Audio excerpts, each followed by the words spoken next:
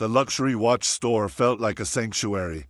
Dark polished wood lined the walls, gleaming under soft amber lighting.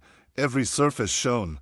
Every glass display case seemed to guard its treasures like a museum, as if each watch inside carried not just time but history. The quiet hum of an air conditioner filled the space. Even the footsteps of the staff were muted against the rich carpet. This was a place where customers spoke in lowered voices, a place where every tick of every movement sounded like wealth itself.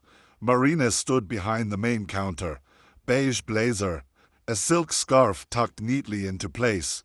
Her hair was tied into a perfect bun with not a single strand out of order. She scrolled through inventory on a tablet, pausing occasionally to adjust the angle of a watch in a display. She had worked here for 3 years and knew exactly what kind of client this place attracted, and exactly what kind it didn't. Then the soft chime of the front door broke the silence.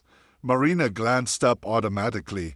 A man stepped inside, letting the heavy glass door close softly behind him. At first glance, nothing about him matched the store's usual clientele. His jeans were worn, faintly dusty near the hems. A plain black t-shirt stretched across lean shoulders.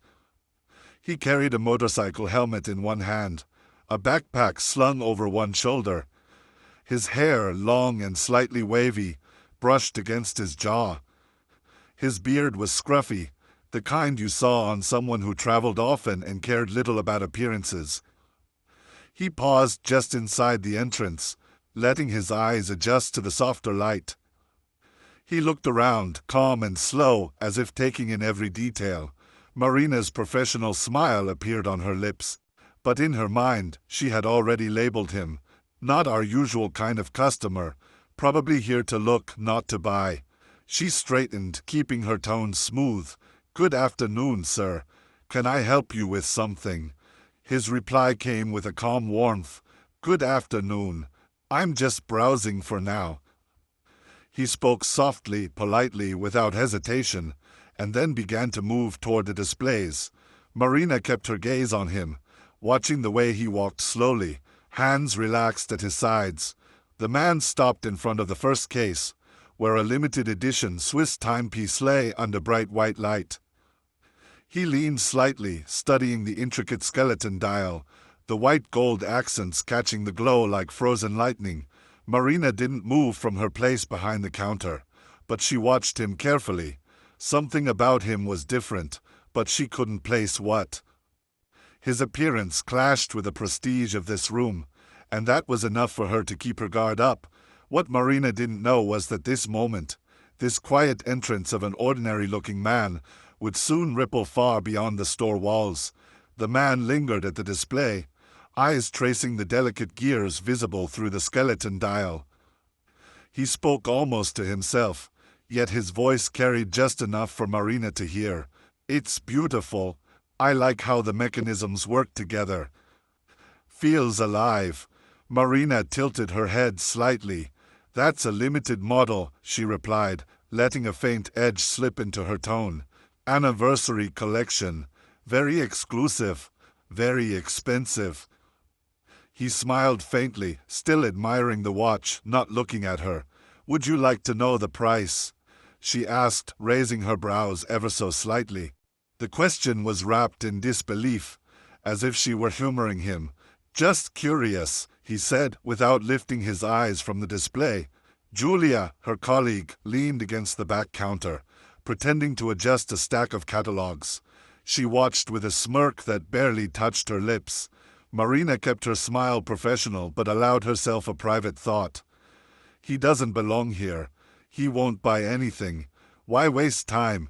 You know," she added casually, "these pieces, they're not for everyone." The man turned his head slowly, his calm eyes meeting hers. "You don't think I can afford this one?" The words were soft, almost curious, but they sank into Marina like a stone into still water.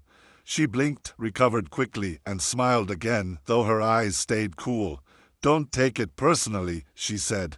"This kind of piece isn't for everyone." A faint smile curved his lips. "Interesting," he murmured. Silence spread in the space between them. Julia let out a light chuckle. covering her mouth with her hand, and looked down at her tablet. The man turned back to the display case. He studied the watch with the same calm, the same patience, as if her words had never been spoken. Marina felt the urge to speak again, to reassert control, but something in his composure stopped her. Instead, she folded her arms and returned her attention to the tablet, pretending not to care. The tick of the clocks on the walls seemed louder now. The air felt heavier. A single question hung unspoken. Who was this man really? And why wasn't he reacting the way others would? He moved to the next display. A deep blue dial caught his attention, its hand-carved Roman numerals glowing softly under the case lights. "This one's automatic, right?" he asked, looking up at Marina. She hesitated, caught off guard by the precision of the question. "Yes. Caliber 3135. Swiss movement. One of the most reliable we carry." The man nodded slowly, still studying the watch. "What's the power reserve?" Marina felt her throat tighten. Customers rarely asked technical questions. They asked about price, warranty, color options. But this man, "Around 48 hours, she answered. "Why do you ask?"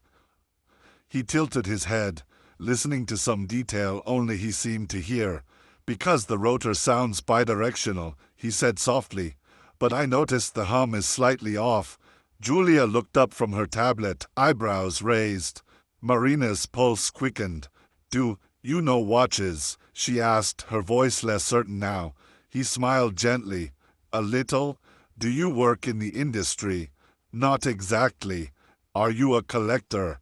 "Sometimes," he replied, his tone even and calm. "But today, I'm not buying for myself." Marina swallowed, unsure how to respond. He continued to speak softly, his fingers tracing the edge of the glass, not touching it, just following the shape. "You know, in some older models they used hand engraving on the rotor. Less perfect, but more human." Marina stood still, caught between defensiveness and a strange fascination. His words carried no arrogance, no bragging, just knowledge. And that knowledge chipped away at the image she had painted of him in her mind. In that quiet moment, she realized something she could not admit out loud. She had underestimated him, and yet he remained calm, unshaken, as if her assumptions didn't matter. The seconds ticked by in the silent store, each one louder than the last. The man's calm presence unsettled Marina more than she wanted to admit. She straightened her posture, trying to reclaim the control she felt slipping. With a rehearsed smile, she gestured to another case farther down the row. She spoke with a tone that sounded helpful but carried a thin thread of condescension. "If you are looking for a gift, we do have simpler models, elegant designs, good value, more accessible." The man turned to her slowly, his eyes steady, calm, and almost sad, but not weak.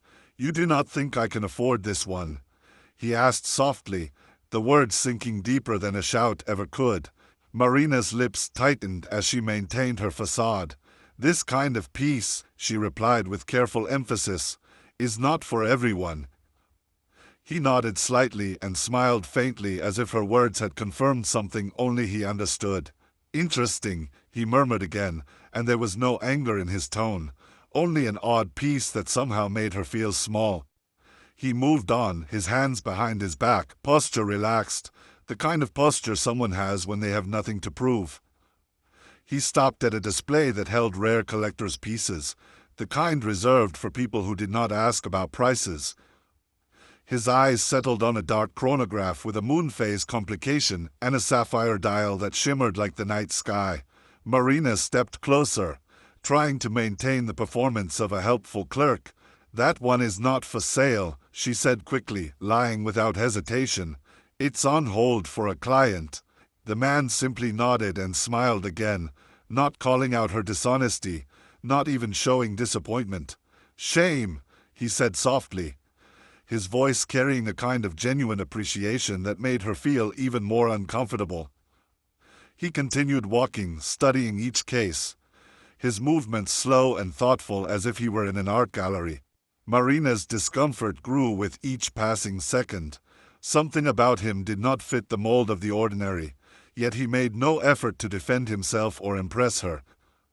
He asked quietly, "Is there a particular brand you recommend for someone who values something timeless?"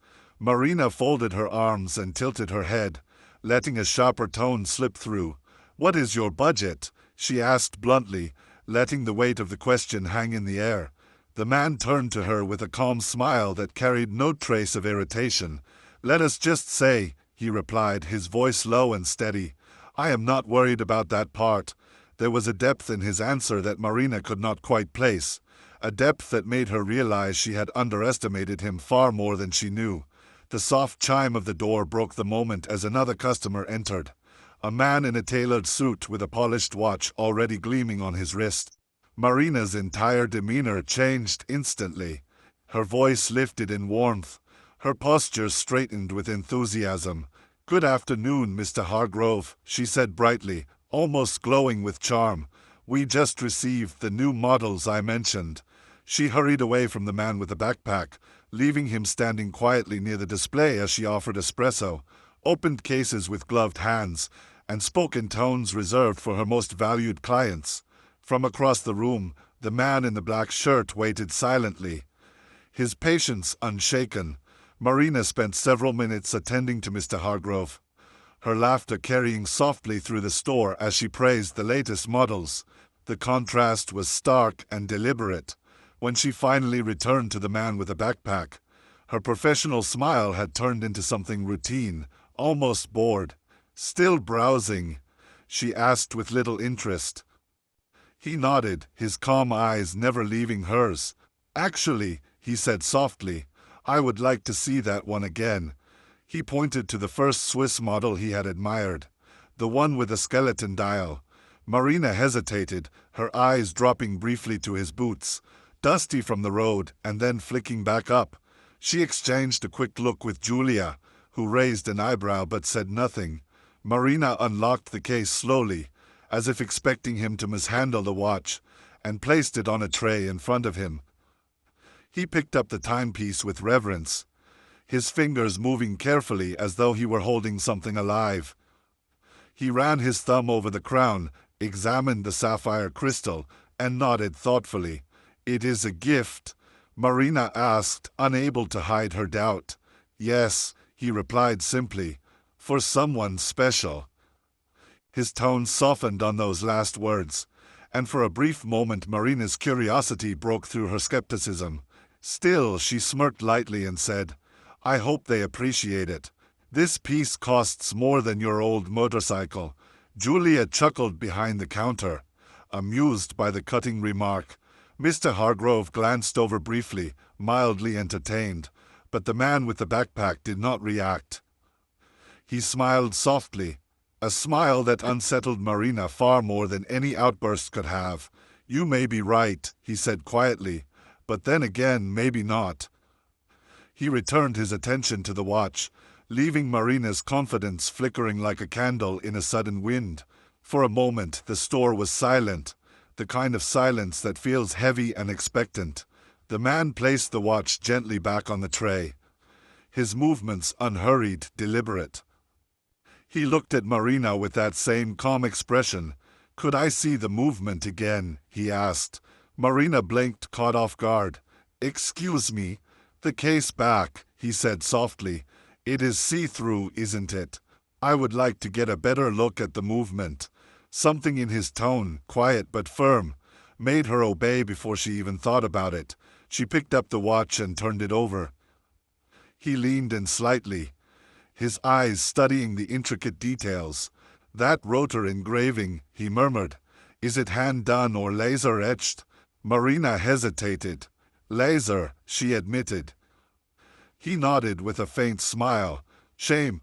The older models had hand engraving. Less perfect, but more human." Her rhythm was faltering now. He spoke again, his voice thoughtful, unhurried. "This crown here, triple-sealed system." She nodded, feeling smaller by the second. "And the power reserve is 48 hours, but you can push it to 50 if fully wound, correct?" "Yes," she replied quietly, almost forgetting she was supposed to be in control. He smiled. Impressive. It is a beautiful machine. And beautiful machines deserve to be treated with respect, do you not think? Marina felt a lump in her throat. It was not the question itself. It was the way he asked it, not to challenge but to remind. He placed the watch back down with care, then took a slow breath. I would like to purchase it, he said. The words struck like thunder in a room full of whispers. Marina blinked, caught off guard. I beg your pardon. I said, he repeated calmly, I would like to purchase it. He pulled a slim black wallet from his back pocket. No flourish, no flash, just quiet confidence. In full. No financing. Marina walked to the register in silence. Julia no longer smirked. She simply watched wide-eyed. Marina asked, her voice flatter than before, would you like it gift-wrapped? He smiled softly. Yes, but not for me. She paused, fingers hesitating over the wrapping paper. Is it a birthday? He looked at her, his eyes warm but far away. Not exactly, he said, and said nothing more. The store felt like it was holding its breath. As Marina wrapped the watch in silver paper and tied it with a dark blue ribbon, the man stood quietly, hands folded, eyes drifting across the displays. He did not fidget. He did not check his phone. He simply waited. When the box was ready, she slid it across the counter.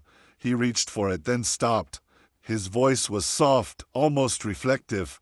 Actually, I should tell you why I chose this one. Marina's hands stilled. She looked up, bracing herself for something odd. But what came next was something she never expected. It is for a boy I met during filming, he said. A young fan with a rare condition. He had one wish, to visit a movie set. He did not ask for photos or autographs. He only wanted to talk about stories. About heroes. About time. We had lunch in my trailer. He asked me if I ever felt afraid of time slipping away. His voice softened, a shadow of grief passing through it. I think about that a lot now. Marina's throat tightened. He continued quietly. I told him time is a gift. He told me that if he ever got better, he would save up and buy a real watch. Beautiful one. A grown-up one. The man looked down at the box, brushing a finger over the ribbon. He never got that chance, so I am buying it for him anyway. I will leave it with his parents and a note. Because time still matters, even when someone is gone. Marina stood frozen, her hands trembling. Julia turned away, blinking rapidly, unable to meet anyone's eyes. The store was silent, thick with emotion. Then he placed the box gently back on the counter and stepped back. Maybe this isn't the right place to buy it after all, he said softly. Marina's eyes widened. What? He looked at her with calm clarity. I came here to find a gift, but instead I was studied, judged, talked down to. So maybe this watch should not come from here. Before she could respond, the front door opened again. A voice called out warmly, Keanu. Everyone turned. A man in a tailored navy suit stepped in, his eyes lighting up. Keanu Reeves. My God, I didn't know you were in town. The name rippled through the store like an electric current. Marina's mouth fell open. Julia's tablet slipped from her hands. Mr. Hargrove froze in surprise. The man with the backpack smiled gently. Hey, Matt. Good to see you. The suited man rushed over, shaking his hand with genuine affection. You still ride that Triumph. You haven't aged a day. Silence swept through the store. Customers stared. The manager emerged from the back, pale and stiff. His tie crooked, his voice stumbling. Mr. Reeves. Please forgive the delay. Keanu simply said, No problem. And those two words carried a weight that no one could miss. Marina's face drained of color as the truth settled in. She had mocked and dismissed a man who had not once demanded respect but had earned it in silence. The manager rushed forward, offering discounts, apologies, anything to smooth over the damage. Keanu shook his head gently. I did not come here for favors. Came for a gift. But I found something else instead. Perspective. He turned to Marina, his eyes calm and steady. It is not about being recognized. It is about how you treat people when you think they are nobody. His words cut through the air like a blade of truth, quiet but unforgettable. Marina's lips trembled. I am sorry, she whispered. Keanu gave a kind smile. It is not too late to change. Then he picked up the box again, nodded politely, and walked out through the door, leaving a stunned silence behind him. By the next morning, the story was everywhere. A customer's video of the encounter went viral. Headlines blazed across social media. She laughed at Keanu Reeves for looking too poor. She didn't know who she was talking to. Thousands of comments poured in, praising his humility, his grace. His reminder that true class has nothing to do with wealth. Inside the store, Marina sat alone in the back office, her phone buzzing with messages she could not bring herself to read. The humiliation was not loud, did not need to be. It was quiet, deep, public, and complete. A week later, a package arrived for her with no return name. Inside was a note written in careful handwriting. Everyone has a moment where they choose who they will be from now on. Luxury isn't about price. It's about presence. The way you show up for others, especially when no one's watching. Attached was a coffee gift card and a small post-it with just 2 words. Start again.